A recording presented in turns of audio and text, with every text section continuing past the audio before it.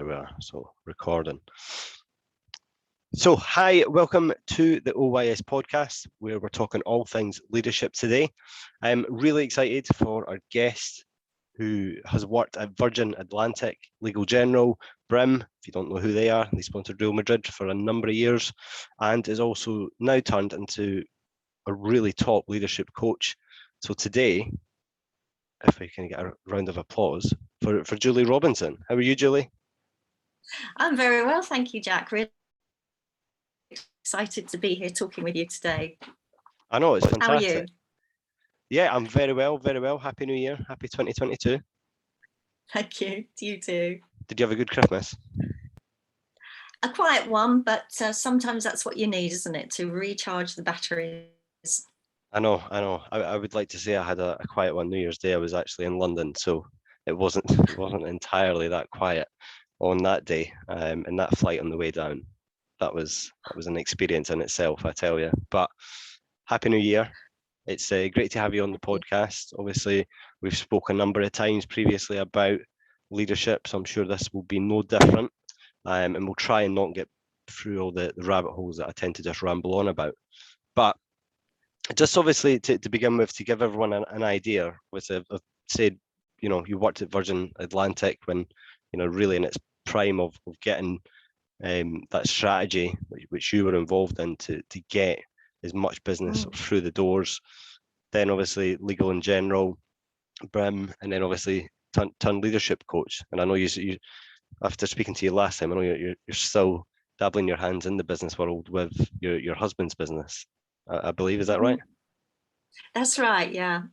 Although mostly still sort of people, strategy, talent development, that side of it. Yeah. So tell me a little bit, because I know Virgin, obviously, you say Virgin, we all know what we're thinking about. We're thinking of Richard Branson and his big planes in his islands, enjoying life. How is that? Because Richard Branson gets a really, really good rep for it. I've been told to read his book a number of times, and I really want to do it. And you hear him speak, and he comes across really well, really about people, and you can sort of just see how he is one of the top leaders in the world, and why he's made it. He's got that many businesses. I don't. Didn't he have Virgin phones as well? I think. Yes, numerous Virgin Energy. Phones, gyms, pure water now, all sorts of things globally. Coca-Cola even at one time. Oh yeah, but spaceships. That was with the tank, wasn't it? When he went into New York Times Square and crushed all the Coca-Cola cans. But how was that? How did you enjoy, or what? Tell me a little bit about your time when you were working at Virgin. Oh, I loved it. I just happened to be in the right place at the right time. My family moved from Hampshire to Sussex, and my father said to me, "Julie, why don't you, see if you can get a job at the airport?" Because I didn't know what I was going to do. I didn't want to stay behind on my own. So I just happened to be working at the airport when Richard started setting up the airline. So I literally joined them as a startup business, and I don't know, I guess I'm a bit of an entrepreneur myself, or it was the right kind of environment for me. I am the type of person that rolls my sleeves up, gets on with things if I have to. And you'll know, Jack, in a startup business, in an entrepreneurial business, that's what it's about. You don't always have systems and processes and lots of resources. But it was really exciting because we were able to grow the business by word of mouth and reputation most of the time. And because Richard, you'll remember that you mentioned the event in Times Square, was really good with the press and getting the most from that type of opportunity, and speaking and talking passionately about his vision for air travel at the time, which was very different from what existed. The values were really clear right at the beginning. It was about having fun. It was about being innovative. It was very customer focus. You know, what do you want when you're traveling on a long business journey? And I think I was a natural fit there. So I was very fortunate to be promoted 5 times. And I always worked in customer services and operations, and there's a bit of a story to that. I tried to move across to learning and development, and every time because I'm also passionate about developing people, but each time I was offered a role in learning and development, Richard or someone would come to me and say, "Oh, Julie, but we really like you to do this job," and it was a bigger promotion. Well, you can't. All the rest of it. It's not a bad way to, or a bad position to be in, Julie. Let's be fair. That's not too bad. Richard coming saying to you, Julie, no, I've got a better job for you, Julie. Yeah, and I think I was able to grow because there were so many opportunities there. As the business, I literally grew with the business, Jack, and I volunteered for opportunities to try something new, to learn. So eventually the last 4 years of my 20 years at Virgin Atlantic, I was the customer services director, and I was a non-executive on a subsidiary business that Virgin owned with the Go Ahead Group. So great opportunities for learning.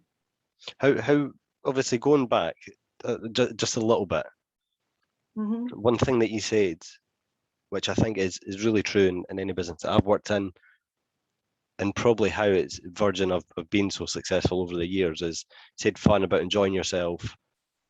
That are obviously benchmarks to, because if people are unhappy in the role, you're never really going to be, like you said, you roll your sleeves up, and in a sort of startup, you have to, because you've not got any option otherwise to. Do you think, obviously, your peers that were maybe obviously came through the ranks with you and went on to other opportunities, do you think that environment that of fun, enjoying yourself, did you take that into other roles, obviously, once you left Virgin into, like Brim and Legal and General and so on?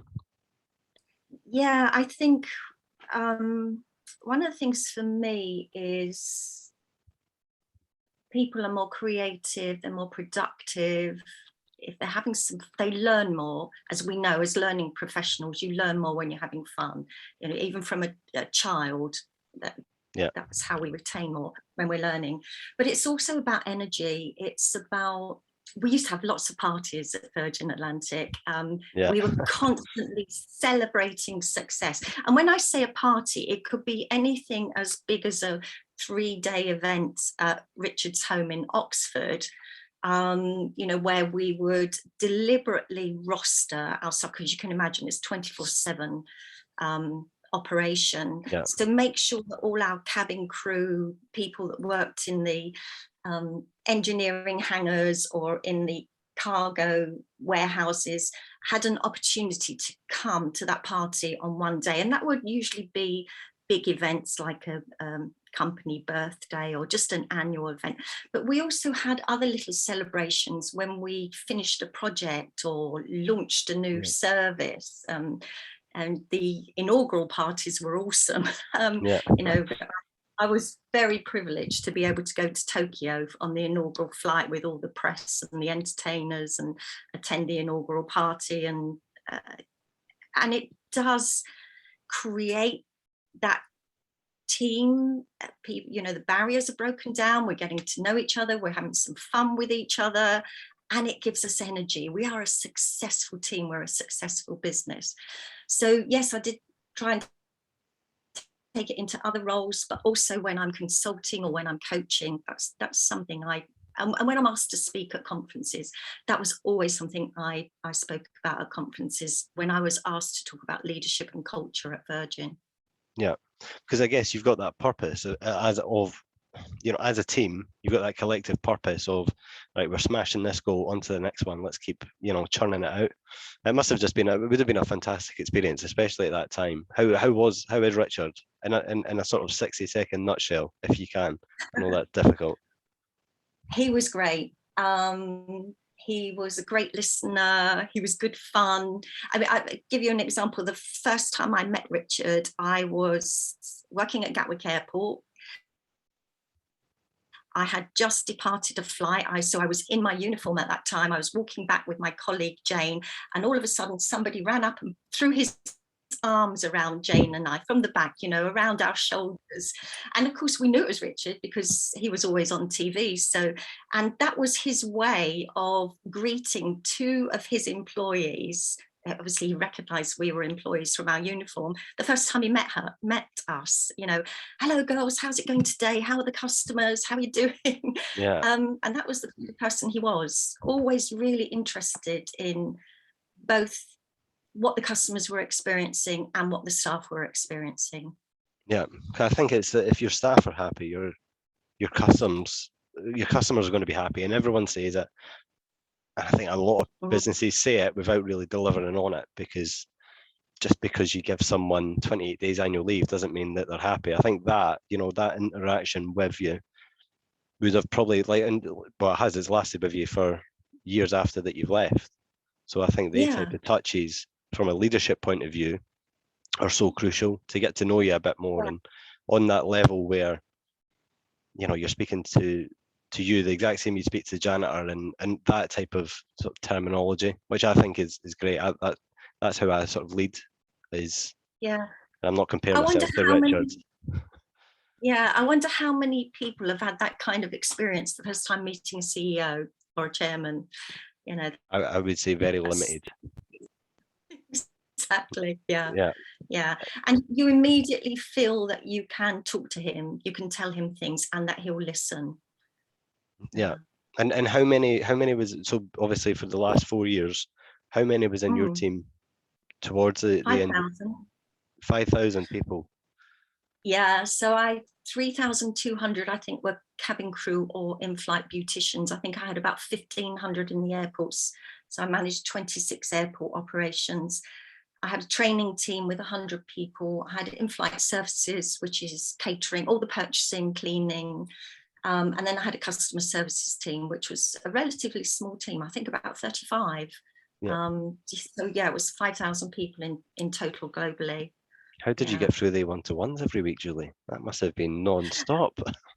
Oh, well, I only had 5 general managers reporting directly to me, and I did do one-to-ones every week with them. And we also had a team meeting, I think weekly or bi-weekly. And then they managed their teams, their divisions, their managers. I probably had some of my other senior managers. So Heathrow was our hub, big operation for us, our biggest operation. So one of the guys, Ian, or somebody that was managing there, he'd often, have a lot of contact with him. But I'd also be out and about a lot at the airport.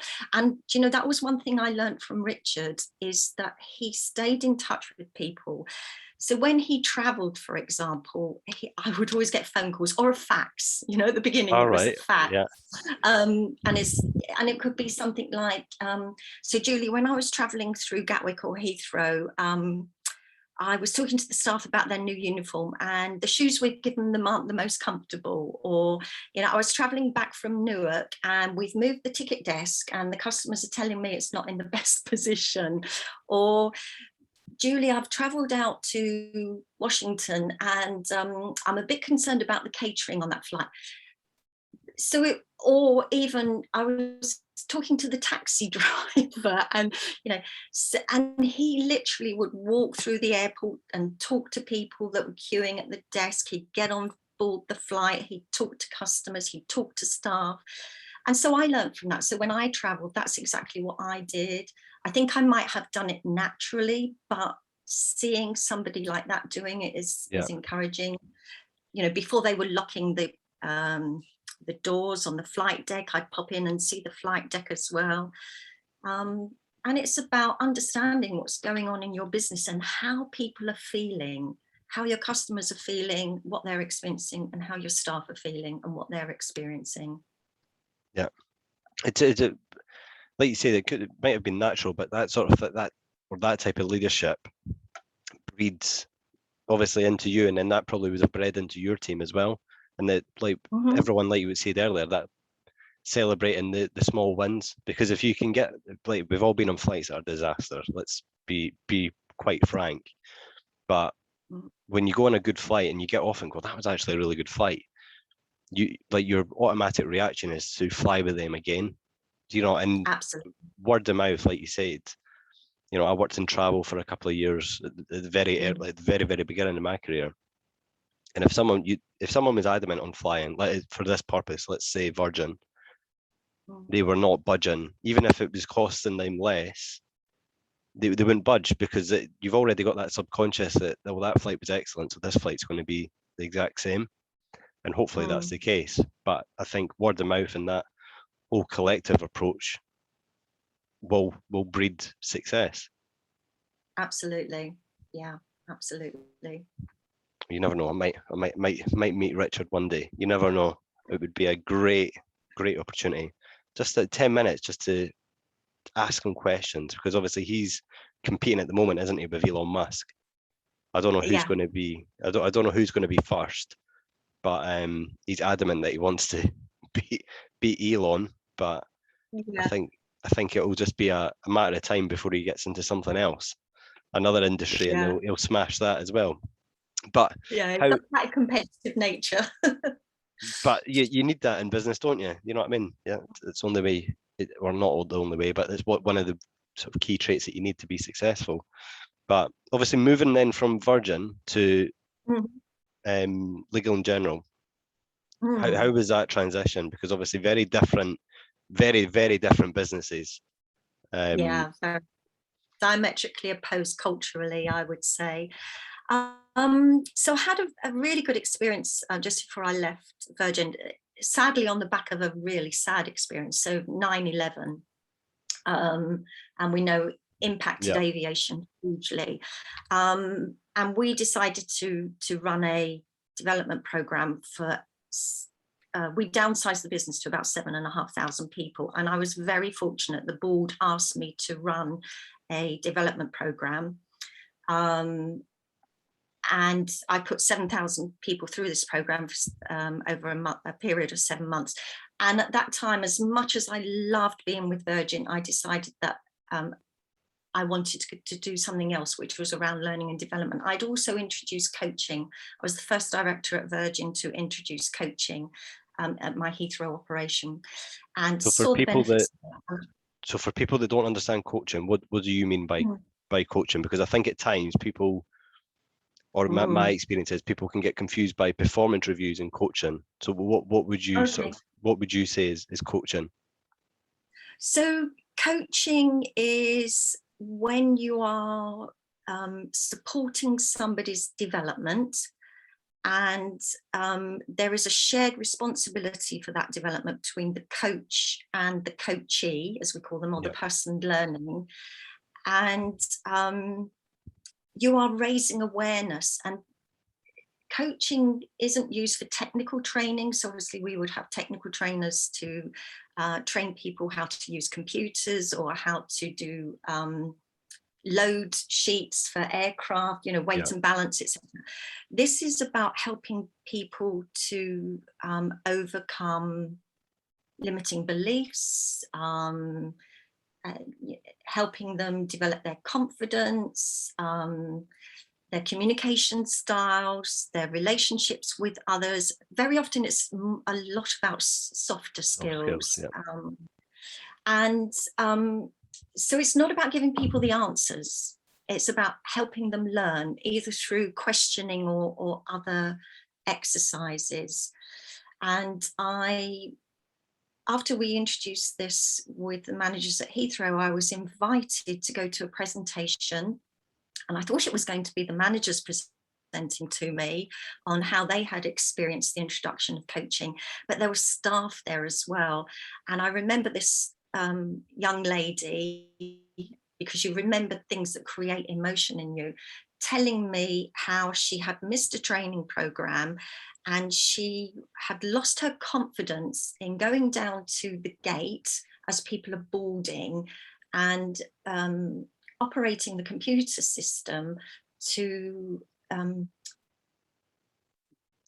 board the passengers? Work out how many passengers had actually boarded and how many bags they were on board, which is all really important information for weight and balance and safety of the aircraft. And she'd missed this. And so if she was ever asked to go and do that part of the responsibility, she would find a reason not to. And I think there was this perception that she was being lazy, because Heathrow's a huge airport, and you know yourself, if you ever travel from Heathrow, it's a long walk to some of those gates. But she wasn't, and she just didn't want to say, I can't do this. You know, I missed the training and somebody's gone through it with me, but I'm so nervous about it. And so when she presented this to me, and she was absolutely glowing, she was smiling, and she said, I really feel confident now. And she'd had some other experiences with coaching. I decided, that's it, I've got to leave Virgin. I've got to move on to doing something that I've always wanted to do, and that's to help other people learn and develop. So I deliberately chose a financial services company to move on to, because it's such a big industry in the UK. And I'd spent at this time about 24 years in aviation, and I wanted to experience a different sector and a different culture. And it was a very different culture. And I think one of the learnings I take from that is the transition, not just between leadership levels, but to different environments. And of course, since I've been in my current role for 13 years, where I am just developing leadership programs or coaching programs, and I do lots of research to stay up to date. Since that time, I've found the research and the evidence which says it's not just our skills and experience that makes us successful. It's not just our personality, but it's a combination of those things and the environment that we're in. Because I suspect that most people have had an experience of where they perform really, really well in one environment, and then they move to another and it's not working as well. Even really senior, successful people. And you can help yourself, or a coach can help you, or somebody can help you prepare for that transition, so that you can have a degree of success. But at the end of the day, the environment you're in, the culture that you're in, really has an impact on us. Yeah, well, you probably see that, or how, when you said that, and I've been in that myself, where you're flying on one role and then you move into a new department or a new business, and something's just not right, and you don't know what it is. You can't, it just doesn't click. But you see it, you know, for simple terms, football players that move, who are having a fantastic career at their current club, and then move to a new club, and everyone wonders why they're maybe not hitting the same mark. And a lot of it is like what you said. Yeah, it could be the player, it could be the coach, it could be the manager. As I say, it happens at many different levels. I mean, I was a perfect fit for Virgin. I'm quite entrepreneurial. I like to work very quickly. I'm very customer focused. I'm very people focused. And it was just a completely different environment. And I don't want to say anything negative about legal in general, but it just wasn't the right fit for me at that time. Yeah. And then obviously you went on to Bwin. I can say it there for this. Bwin. Yeah. How was that? Because obviously I only know them purely, and I'll be totally honest, due to Real Madrid, like what I said earlier on, just because they sponsored the trip. That is the only reason I knew about them. But they're financial, aren't they, as well?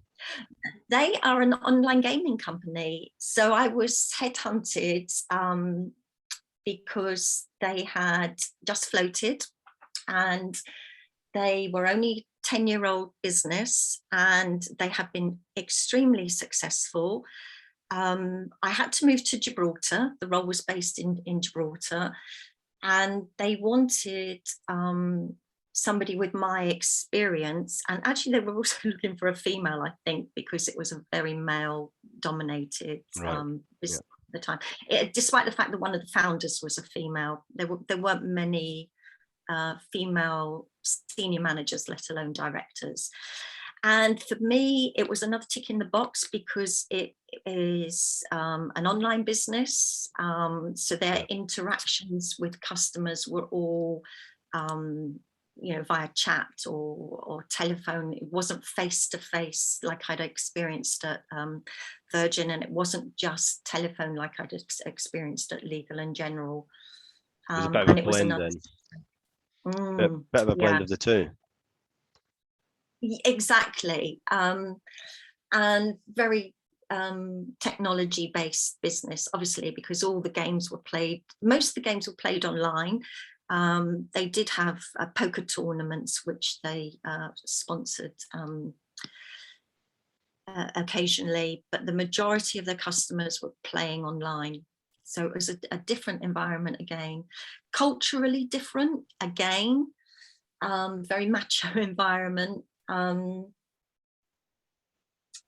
Any particular reason why, do you think? It's a hard question, I know. Well, of course, we know that cultures are created by leaders. Yep. If we read all the research on cultures, and as I say, there weren't many females in there. I think the majority of the people actually played poker. They were in an industry where they had an interest. I mean, a bit like me at Virgin Atlantic.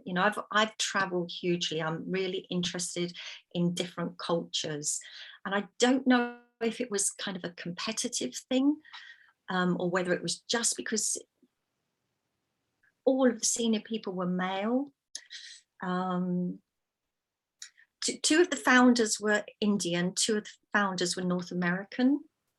So I don't know if that had an impact. Yeah. Could be a combination of like you said, it could be that competitiveness, the macho-ness, different, like culturally.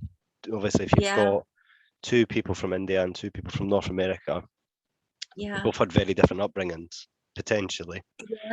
Yeah, and values. I didn't ask them what their values were, but it's people's values, people's beliefs, people's experiences, people's perceptions. All these things drive behavior, doesn't it? And it's the behavior of the leaders, what they focus on, what they say, what they say they're going to do, even if they don't do it. All these things are signals to other people in the organization about what's important. I think that I said to you before we started, I'm speaking with Candy next week on our podcast, and that right there about what you said about what leaders say and what they do. So it's that sort of, if we're talking from a coaching sense and a development sense, there's, like you said, there's actions in that from the coach to the coachee. There's normally, a smart action or something along those lines of, time frames, accountability of that. Do you think this is going to be achievable in the X amount of time? And you see that quite a bit. I feel that a lot of senior leaders, and we're seeing it right now in politics. Boris, every politician, they just stand, waffle, don't actually deliver on what they're said. And that, I think, from a cultural piece, where you want the celebrations, you want that purpose, you want to feel like you're doing something and achieving something. If they're not, it makes you it makes you think twice. And maybe that maybe comes into what you said earlier on about the environment and how maybe you're smashing it at one role, and then you come into an environment where things just aren't getting, they're getting said, but there's no action, from that point. And I think you've hit the nail on the head there, Jack. Or they're saying we'll do it, but it's going to take us 18 months to do it. Yeah. And if the customer is not having a very good experience for the next 18 months, that doesn't work for me. You can't take 18 months to fix this problem for the customer. So this is why when we have values, if we go into an organization where the culture has different values or the organization has different values, it can be difficult for people to be their best in that and to be successful in that environment. Yeah, because I sort of align with you on just getting things. I just want things done. I want to come in, get it done. I want to see the progress. Initially, I'm very impatient, which, when you say that, isn't the greatest leadership qualities, but it's that sort of spirit, or that entrepreneurial spirit of, I want to see a dent here. I want to make people see, or you need to see the progress. I think when you're being entrepreneurial as well, you, like, physically, you need to see it happen to make you feel like this is ticking along. Yeah, but Jack, a good leader will know what things should be urgent, and therefore, being a bit impatient is not a bad thing. You create that burning platform that Cotter talks about to drive change. This is really important, and this is what we're going to focus on. And there are other things where, yes, that might need a little bit more thought given to them, or a little bit more planning. It depends where the business is and what's happening. And let's face it, the change that we are seeing constantly, leaders have, I believe, to be able to react in a timely manner to certain things. And I've had experiences where, to me, keeping customers, because we know it costs so much money to find a new customer, and Yeah. research has told us, how much more, from the initial findings where it was 5 times as much, they've now discovered that in different industries it can be significantly higher than 5 times more to find a new customer. You've got to keep those customers. You've got to protect your reputation, your brand. So, to take 18 months to fix something which, quite frankly, is annoying the customers or worrying the customers, why would you take 18 months to do that? But I think it comes down to probably numerous facts, but how I look at it, because I agree completely, it's so hard, and you see all the research it is, and I've been in that boat, currently in that boat sort of at the moment, where you're trying to get new sort of acquisitions. If you want to put it into a CPA and all this type of thing, it's so expensive. The amount of time, just time alone, to get your market. And I don't think companies look at, and we discussed something before we started this about a customer situation and what I want to do with it, because they're an asset. And I think people, or certain individuals and businesses at certain times, forget that the customer is the asset. They're the one that is, in theory, paying your wage. And I know it's not directly, but in the grand scheme of things, if they all walk away tomorrow, everyone in that room's not got a job.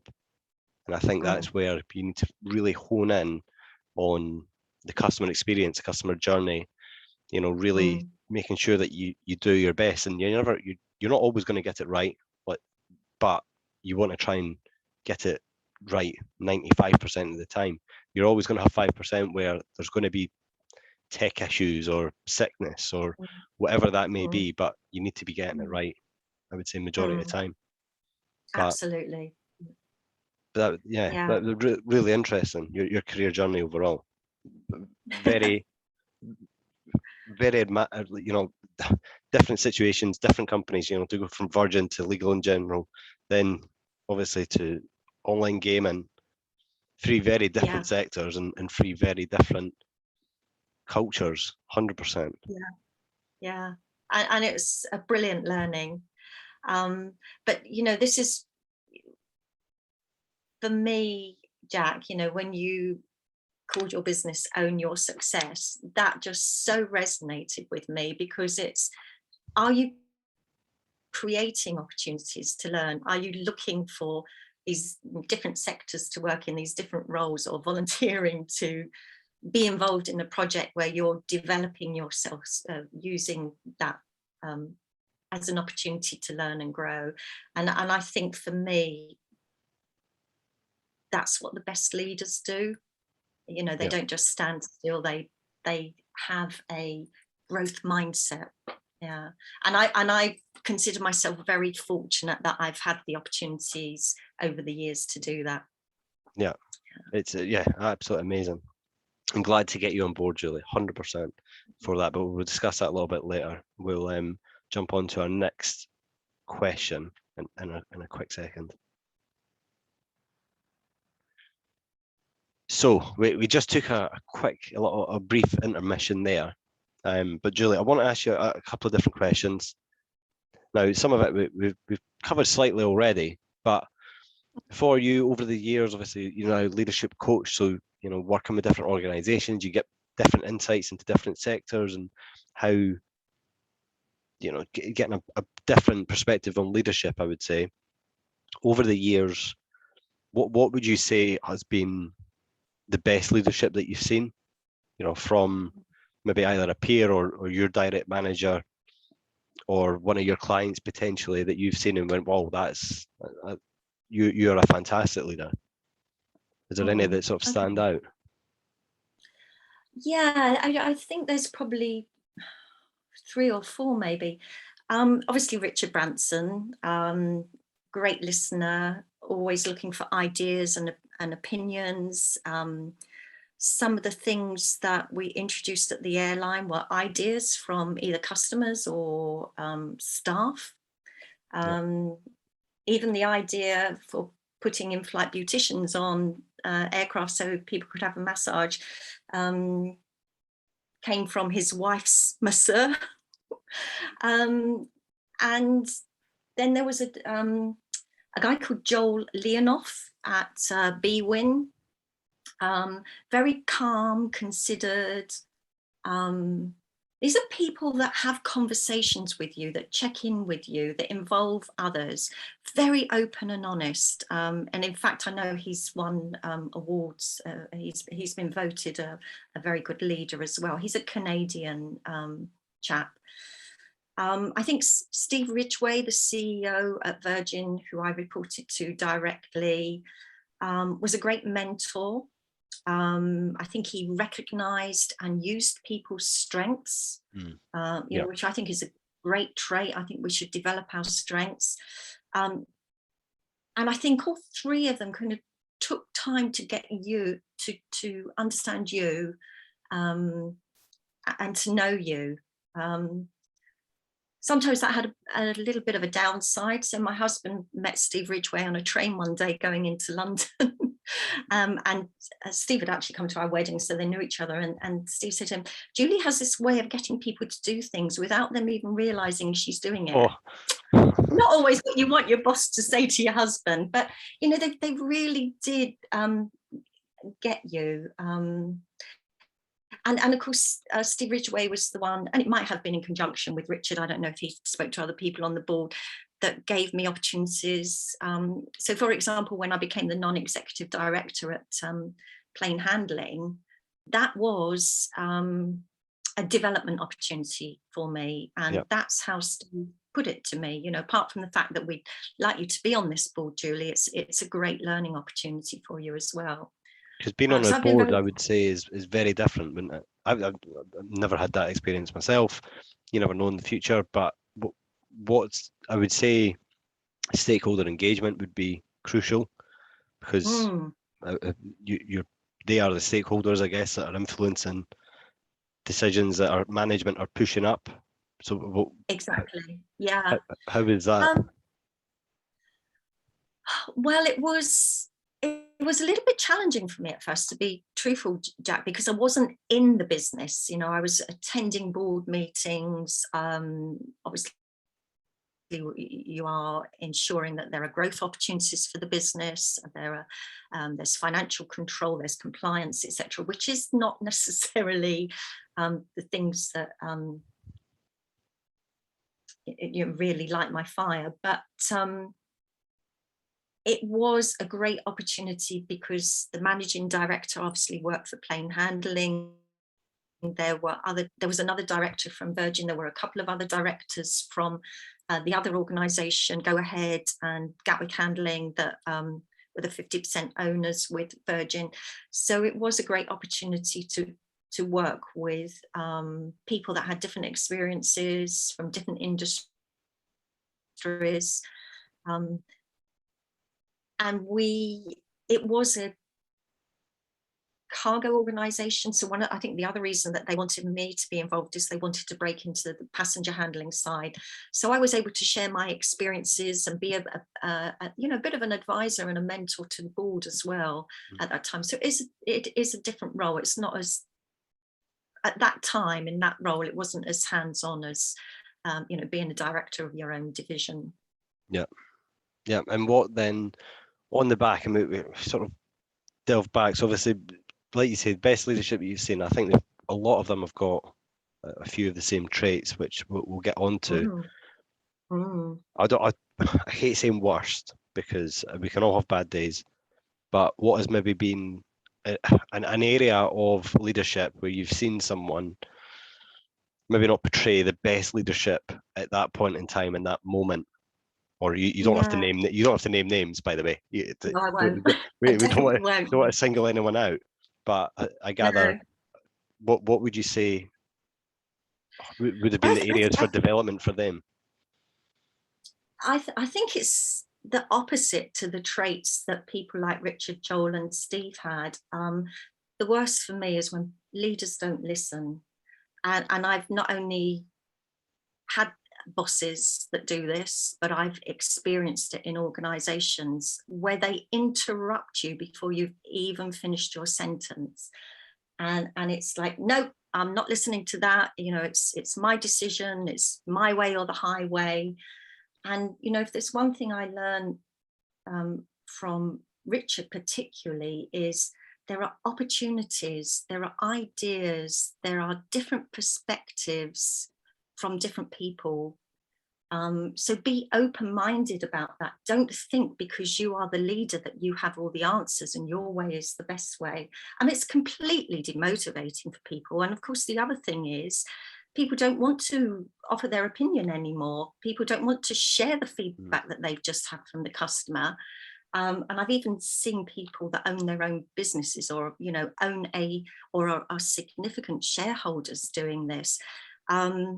They are just closing down so much valuable information and opportunities. And then I think it's also leaders that are focused on the task, that give no consideration to the human element. And that is so challenging if you want to create an engaged, motivated team. And it's even more challenging if you're trying to drive significant change and you are doing nothing or don't care about how people are feeling about what's happening or what's changing or their motivations, or you don't. And the other occasion when that is bad is when somebody's not performing very well. Do you really understand why they're not performing very well? Or are you just going to assume that they're lazy or they don't know what they're doing? Because there are different things that drive people's behaviours. As we know from the iceberg analogy, all those limiting beliefs, their values, their fears, those limiting beliefs are driving their behaviours. So it might be something that can be resolved with a simple conversation, with a simple check-in with a human being. I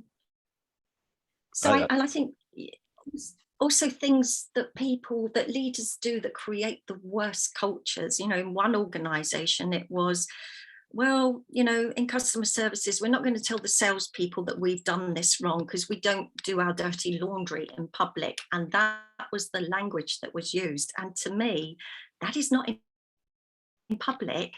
This is our team. It doesn't matter if we're customer services and you are sales. We are one, team in this organization.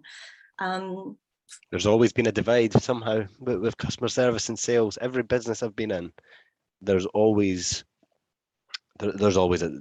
to always be a divide.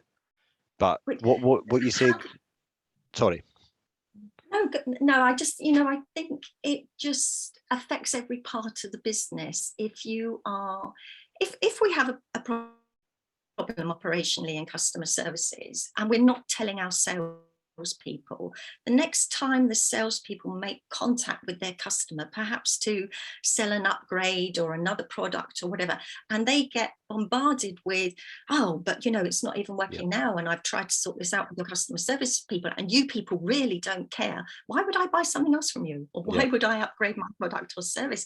Yeah. It's apart from being really unfair on sales, it's unfair on the business. Yeah. It's just They there's should be something that aligned, drives it. and Yeah, exactly. a lot of the time, because if you put customer service and sales, they're not that different really in the grand scheme of things. They're not. The idea is to keep the customer happy, Mm, to make sure that you retain them as a mm, customer on a lot of customer outreach roles. And the sales is to get the customer, keep them happy, and make sure that you've got them for a sustainable amount of time. yeah, Because yeah. what you said there about assuming, when we get back to like what you said about, is it what is happening in that person's life? And I've said Mm, this numerous times where I was in an organization where it was you've probably experienced it. It's well, this is the process, and we need to stick to the process, and it's very and it's a HR thing where they're protecting they're protecting the business themselves. They're not particularly going down and saying, John, how are you today?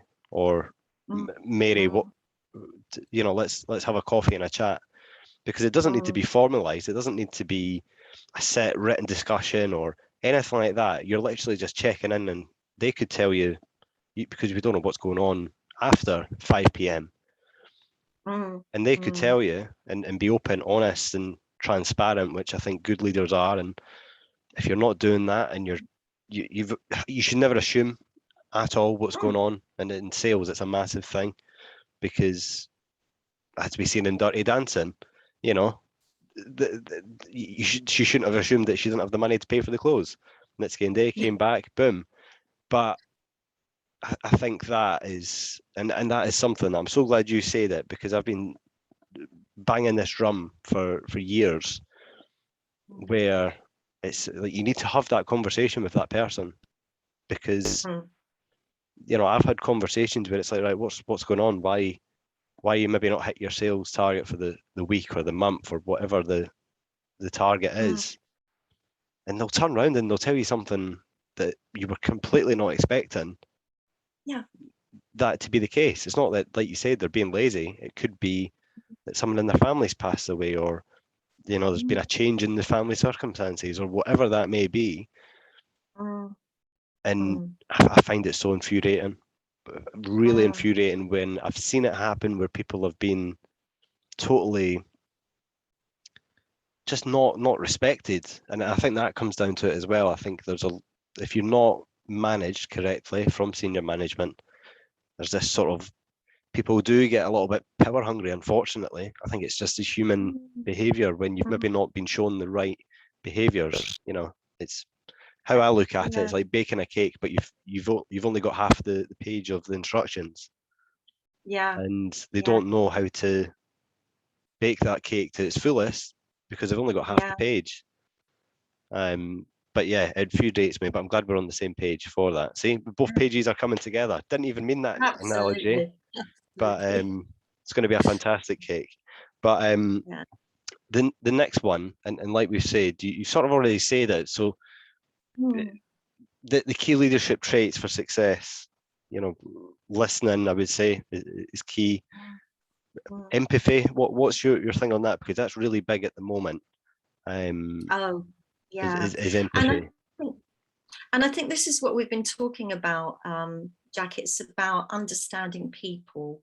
Um, I'm a great believer that leaders need to understand themselves.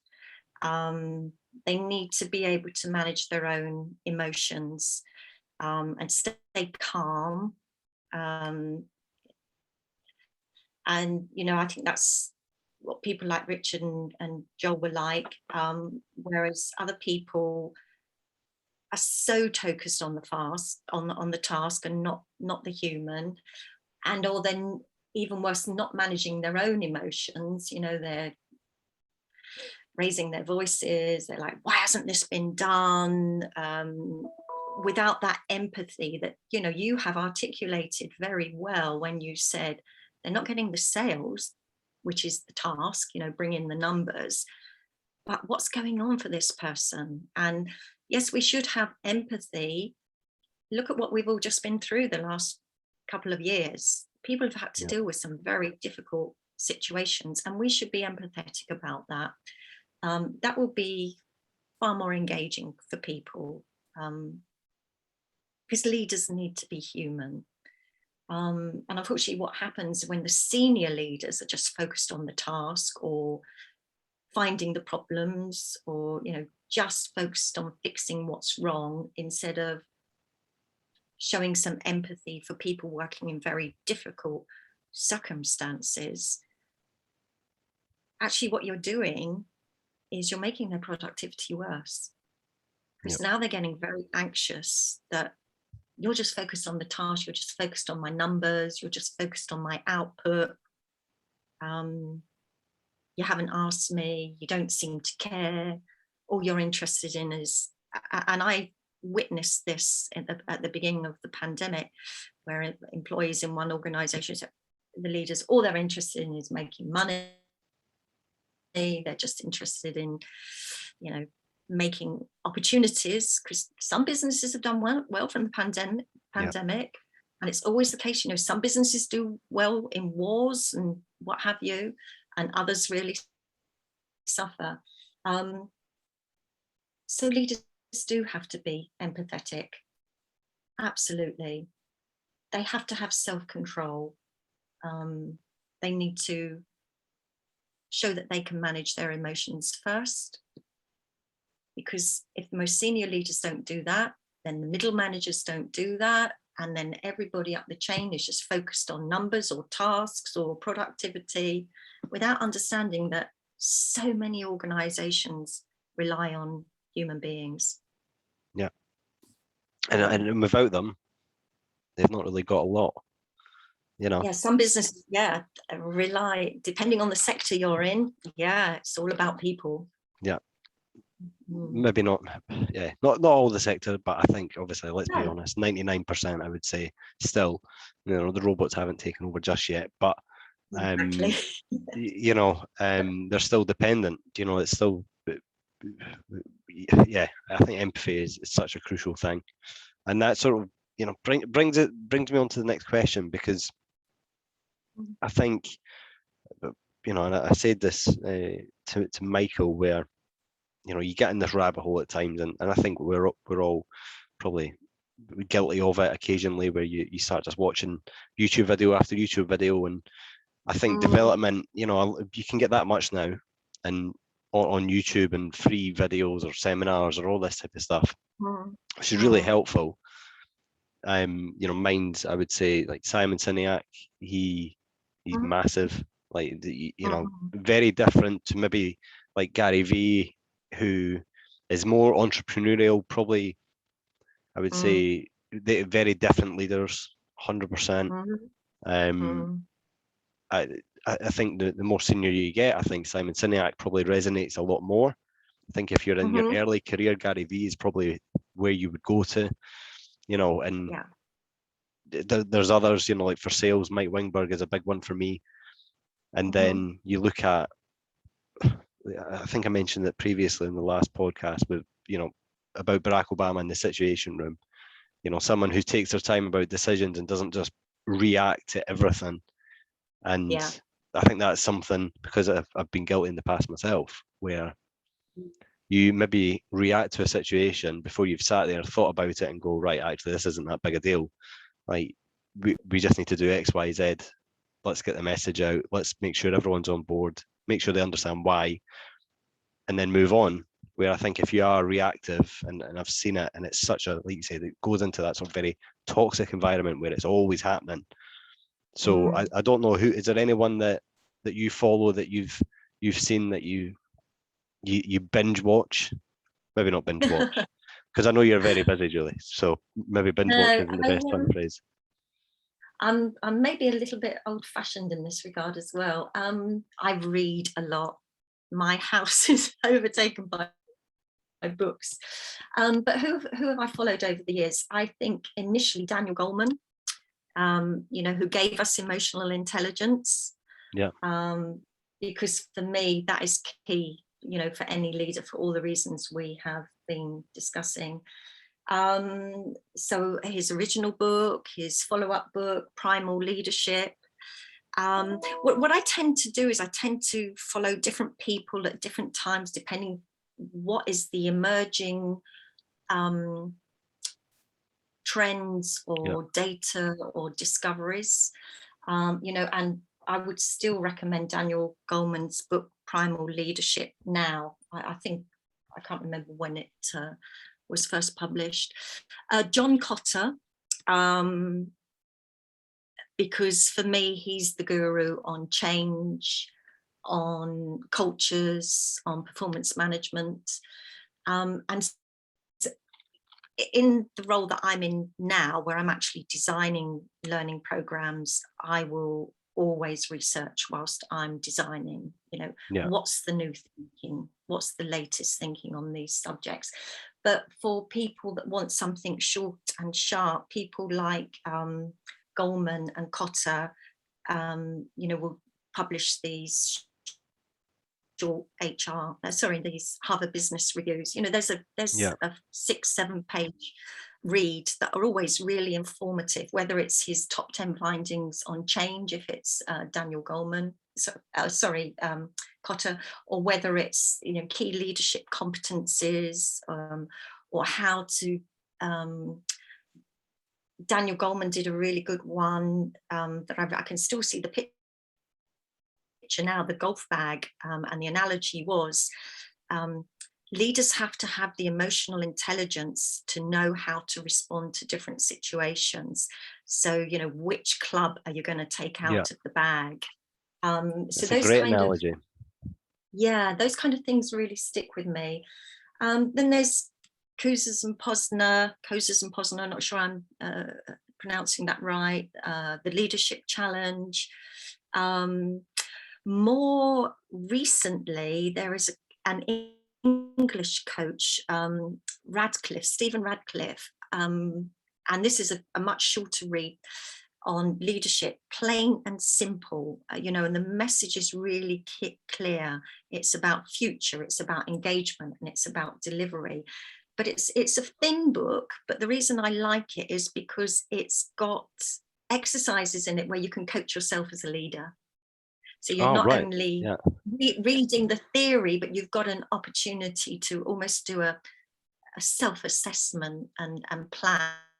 Yeah. And so there's lots of people I could go on. Timothy Galway. He's the guy that came up with the inner voice. So there's a voice on our shoulder that is telling us, you can't do this, you're not capable, you haven't got the experience, and this is the thing that stops us. He started in sports, but he's gone into the business world. So he's done. Could have a whole sort of podcast on that, couldn't we? Imposter syndrome, exactly. Like it's such a big thing. So, and when I've been, speaking to people in different organisations about, really, I think it comes for the event that you're facilitating for us, when they're maybe moving into their first leadership role. And the feedback from even some of the managers is they just feel like they can't do it. And that's a really difficult, from a sales point of view, it's really difficult to try and turn that one around, because if someone feels that in their own belief of, no, I'm not ready, and they could be doing the role for 10 years and they still don't think that they're ready to take on more responsibility. It must be a horrible place to be when they do have the capability, they just need that push. And I think, that's where, a lot of what we've said today, if you have that from someone that you report into who has a lot of the good traits, I think that narrows down imposter syndrome, or it definitely helps. It's never going to eradicate it, because that's obviously yourself being. But I think that could be a conversation for another day, because that's such a big topic, unfortunately, at this point in time. It is, but it's another great leadership trait. You've just reminded me, Jack. Those people that I mentioned believed in me, and any good coach or any good leader will believe in the people they want to develop and grow, and do something to show that. Yeah, Yeah. and if you're already doing everything that we've said, that push is so much easier because you can have that Mm. fairly open conversation going, no, no, like you're smashing it, you're really successful, you're Mm. whatever their KPIs are, you've hit them, you know, you're a good Yeah. team member. I think this is your time to make that next step up. And you'll probably have a little bit Yeah. of a to and fro in, but they'll be able to buy into the idea more. It's like what maybe you said Yeah. earlier on about that non-exec position on the board, you know, offering Mm. it to you that way Mm. as a Mm. development Yeah. opportunity. Because everyone, when Yeah. you go into a new role, it's always daunting. Yeah, exactly. And I think I mentioned that Steve Ridgway recognized and used people's strengths. And as a leader, we can very easily ask, so what are your strengths? And how can you leverage those strengths to deal with the situation that's facing you now? Just, a simple kind of coaching or mentoring type of question, but that's what good leaders do. Yeah, 100%. Mhm. 100% agreed with everything that you said there. Um, I think it's been a really enjoyable discussion. Obviously, one thing that we've mentioned briefly already, you're facilitating our event in the UK, our Manager to Mhm. Leadership workshop, which I'm really, really excited about. Been Mhm. looking forward to this for the Me too. for however many months it's taken us to get here, but we're here now. It's next month, the 22nd and 23rd of February. I'll be with Julie for Uh-huh. the 2 days. Um, some of the topics that you're going to go into, Julie, obviously I know this isn't everything, but you know, emotional Mm. intelligence, we've already discussed. It's something that you, Mm. if you listen to this, you definitely know it's a big topic. How to master, obviously, successfully change and strategic management, something that you're very, very accustomed to. Building stakeholder engagement and management tools effectively, and then developing resilience during times of change where you actually are going to come out of that successfully. We've had a big tough 2 years, so I think there'll be a lot of people that are very resilient at this point in time, but still good to understand how you develop that. And obviously, Mm. these are just a couple of the topics that you're going to be going through. What Yeah. would you say if you've never been to a workshop before, if you've never been to a training session externally, because I know a lot of people will do internal training sessions, but if you're coming to this as a sort of open mind, what would you say is some of the tools that you need to come with to make it successful so they can implement it into their sort of day-to-day career? Mm. Yeah.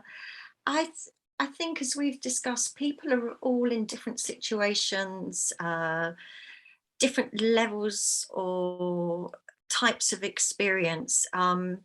So what I love about this program is it does cover all those things that you said, Jack. And in my experience, you know, pick the ones, but just pick 3 or 4 that really resonate with you and what you think you need now or your business needs now. We will be developing a personal development plan, which I think is important. Yeah, Because, as we know, very often we go on these training programs for a couple of days, we go back to work and we just get sucked into the day to day. So yeah, we will spend some time thinking about what are your key goals. If we're looking at emotional intelligence or making the right decisions, and exploring neuroscience and the intuition of and trusting your instincts in your decision making. If you've been given some feedback, for example, or you procrastinate quite a bit or you're a bit slow in decision making, come with that feedback if you can, and understand what the challenges or goals are for you, your role, your business, and then it will be easier for you to identify what you want to focus on following the 2 days, and you will go away with a development plan. I will be encouraging people throughout the 2 days to think about the opportunities that are coming up where they can put something into practice, or where yeah, they can try out some of the learning, some of the theory. because otherwise there is the danger they'll just go back to their day-to-day. And we know that if you leave it too long, it's going to be more difficult for you to practice. And it's like anything. It's like learning to ride a bike, learning to drive a car, learning to be a leader is the same. We have to practice. And when we practice, we become more perfect. So have an idea of what your challenges are, any feedback you've had, what the opportunities are. We'll help you with the development plan. And the idea is then you can go away and put it into practice. And be an absolute fantastic leader.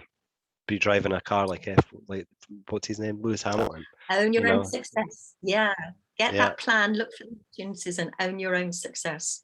Yeah, exactly. That's what we've been saying on a lot of the market, and it's time to obviously own your career, and regardless of the situation that we're in, leaving, whatever that may be, it's time obviously for a lot of people to own it and make sure that you've got the plan for you, because otherwise, unfortunately, in a lot of businesses, your career will get sort of taken their direction and maybe not the way that you want it to go. So Julie, it's been fantastic speaking with you. We've went a little bit over.